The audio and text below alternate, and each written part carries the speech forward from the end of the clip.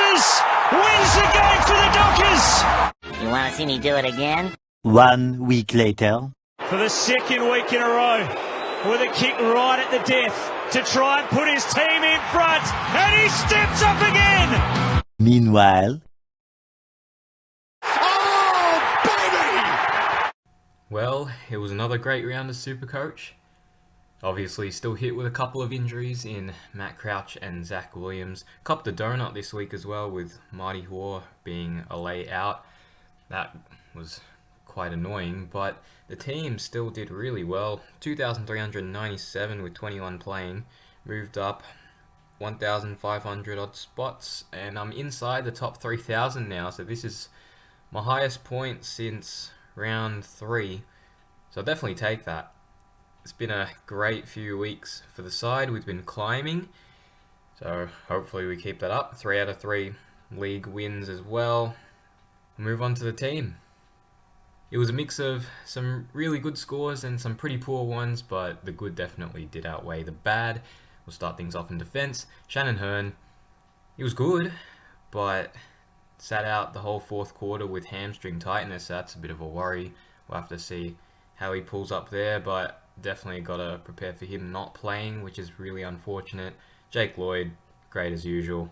Lockie Whitfield, first week in the side, he got tagged by Nick Holman, and then got ruled out of the game in the fourth quarter with a stinger to the shoulder, collarbone area, I believe. I think he should be alright. Leon Cameron said it wasn't too bad, so hopefully he gets up. Jack Crisp had a lot of the footy, but he was just really poor. One of the worst games I've seen from him. 27 touches, but he went at 51% efficiency and had 8 clangers. I went to the game, bloody awesome game. You keep an eye on your SuperCoach players a lot more, and Crisp, 3 or 4 times I saw him kick or handball it to Fife. Bloody terrible ball use this game. It was that bad that surely it can't get any worse from here. Surely it can only get better. Marty Hoare, obviously the layout, very, very annoying. Would have been very helpful if Melbourne just ruled him out on the Thursday night. And Xavier Dersma backs up the 108 with a 92. Been such a good rookie for us. I'll hold him through the buys. He's going to make some great cash and should make the upcoming upgrades a lot easier. So well done to Dersma, and on the bench, Williams and Hinge didn't play. Unfortunate to see Hinge get dropped. In the midfield, Josh Kelly, another brilliant week. Got that 138 doubled with Matt Crouch as the captain loophole. Lachie Neale, another solid week. Nat Fife, he was brilliant. Tim Kelly, he was good. Would like a little more out of him. I didn't really notice the little one-on-one matchups too much. I guess George Hewitt might have gone to him a little bit. That probably affected him. Might have tried to go to Dangerfield as well, because he took over in that second half, and it's good to see him back to his best. Paddy Cripps got tagged by second gamer Dylan Clark, and he got restricted to just the 11 touches. Quite surprising, but great effort by Clark, and he's only at 147k, so he'll definitely be a great downgrade option for round 13, especially with so many players being out round 13. Stephen Cornelio, we've experienced so much pain this past month with him being injured with a finger injury, copped the corky against Melbourne. Thank goodness for this. A 207, unbelievable.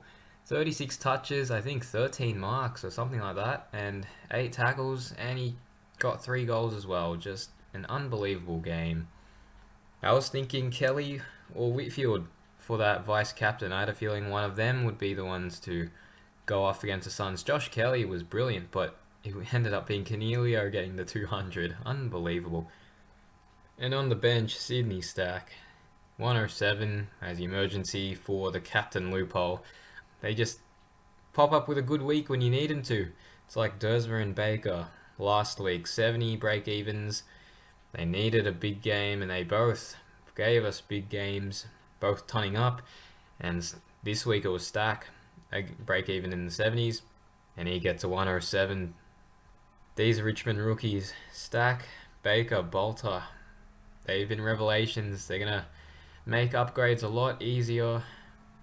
Stack and Baker specifically, because of these most recent scores, they're going to make some great cash in the next couple of weeks, and it'll be perfect timing trading them out at their bye.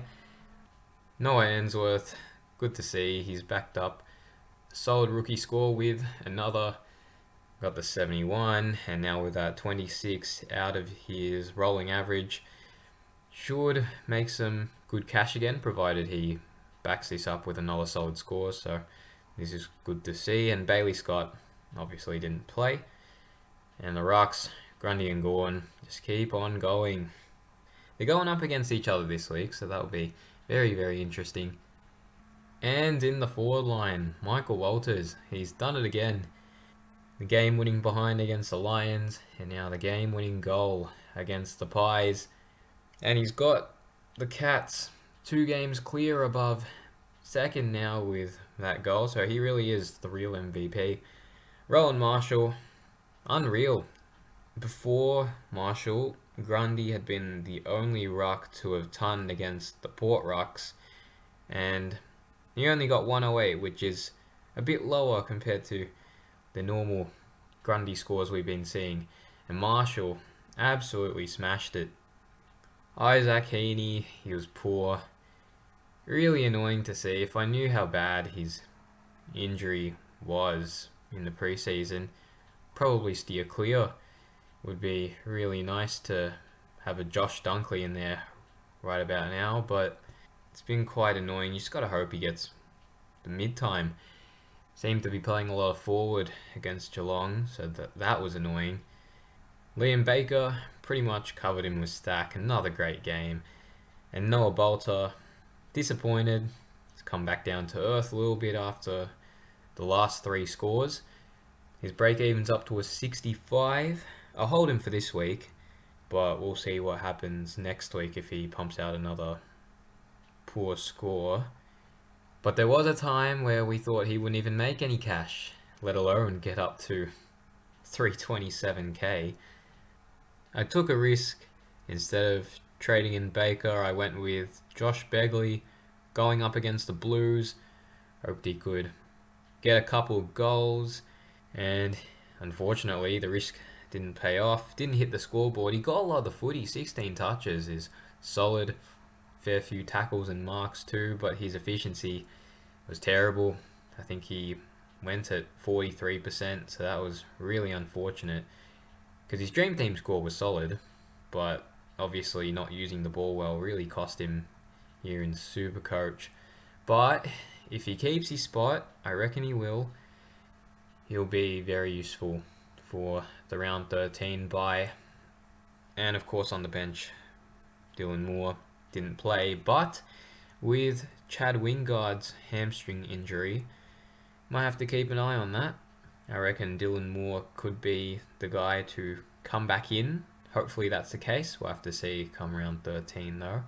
And Robbie Young, I don't know how much cash this guy's going to make, but probably not much. Only made the 22k, just another poor score, so very disappointing. I'll get on to trades first. So what I'm planning at the moment, I'm not planning on an upgrade this week. Of course, the plans have been changing every week. I feel like I'm set on something, and then another thing pops up, and I feel like I want to change my plan. And right now, it feels a bit sideways because Bailey Scott's made nothing, but Oscar Baker, probably got to bring him in this week. He's got that 40 score out of his last couple games worth of scoring. Yeah, I only get 7k out of it, but it doesn't look like Bailey Scott's going to come back, and Baker will be playing this week, surely. If he gets dropped, I'll be surprised. So vice captain and captain, we'll probably go Dangerfield. I'll give the vice to Danger. Big game against the Tigers Friday night. I'll definitely be going to that. So it's either Danger or Kelly. I'll probably give the vice captaincy too, but we'll go Dangerfield for now. Captaincy is a bit tough. I don't know.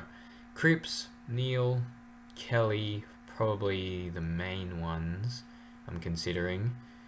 Neil, I feel like I could give the captaincy to going up against the Blues, but they did use Kerno to tag Merritt for a bit, and he only got the 85 in the end, so I'm not sure. They might give Neil some attention or something. We'll have to see about that.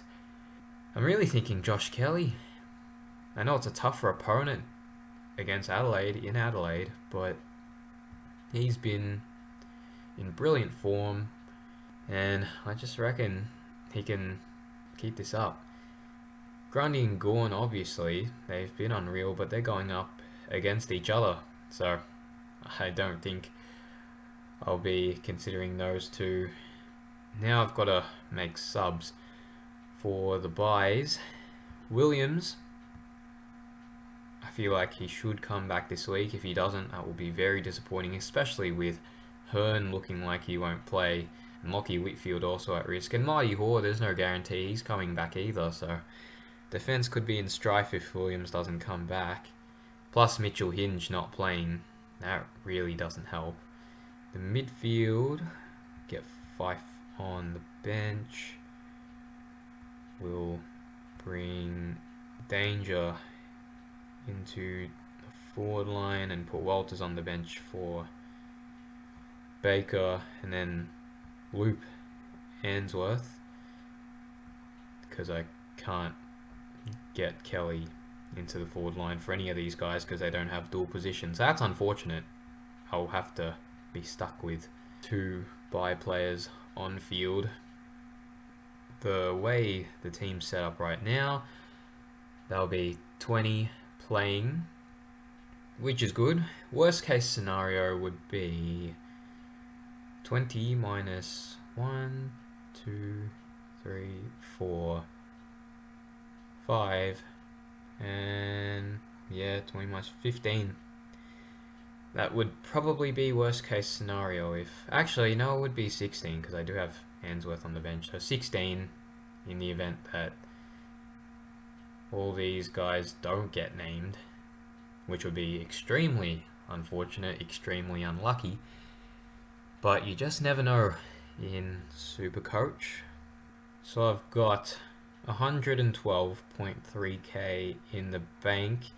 It's not the best, but not the worst either. Obviously, you'd like a little more to set up for upgrades in round 13 and 14. But right now, what I have planned for round 13, we'll bring in Dylan Clark and Travis Boak. Bolter will probably be the one to be upgraded to Boak. I'm not sure who I'm going to downgrade to get Dylan Clark. Maybe Marty Hoare. Obviously, a Marty Hoare to Dylan Clark trade is going to get me more than enough cash. If Hoare doesn't play this week, he'll be stuck at the 396k, and that will give me 249k out of that trade. And that's already more than enough cash to go up to Travis Boak, who will be at 518k around 13. Obviously, McRae is another one of interest, but I'm not sure. He's been scoring a little low as of late. Obviously, going into Perth to take on West Coast is tough, but it just feels like they're sharing a lot of points around the Dogs. You just can't tell with these guys. You've got McRae, Bontempelli, Liberatore, Dunkley. He's been back into great form. There's just so many mids. I don't know. McRae was definitely the constant previously, but I'm not sure what's going on there. Definitely still keeping an eye on McRae, that's for sure, but I'm just not sure on him at the moment. So it will be Boak to come in round 13 because I'm definitely sure on him to finish my forward line. And in round 14, I'd like to bring in Tom Stewart to finish my defense, most likely. We'll see what happens there. Maybe Sicily, I'll consider, because he's definitely going to be cheap as well. And I would like to make a second upgrade there to a pod. I'm still not sure which pod. I think I'd have another spot in my midfield as well. So if I have, let's say, Kelly, Neal, Fife goes there, Cripps, Cornelio, Crouch. 2 more spots. McRae's a possibility, not 100% on him at the moment, so I feel like Pod. And Rory Sloane is most definitely on the radar after that 35. Obviously he's injured. We'll have to see how long he's out for. Hopefully he's not out for long, because still need to wait a couple of games for him to drop massively. He's at 561k right now, and he'll be at a very good price to upgrade to by the time he plays those next 2 games. Unless he does a Whitfield and gets a 170, then he'll just ruin it. But I can see Rory Sloane being my last mid upgrade. That will most likely do it for the team. We'll move on to league matchups to end off this video. So in my own league, beat Anthony. Close matchup. The donut definitely didn't help my cause, but big pods in Fife, Walters and Kelly, that helped for sure. And in Shorty's league, it was a first versus second matchup. I started the round at second, and the team got the win, big win. Staying at second though because of percentage. Cornelio getting the 207 as a unique, that was huge. This coming week, it's another first versus second matchup, so that will be interesting. But the team is a couple of games clear inside the top 8. I believe 8th is 5-4, so good position for the team to be in. Hopefully they can keep it up. So that will do it for the video. Hope you guys had a great week as well. And hopefully the inevitable buy carnage does not have a negative effect on your team.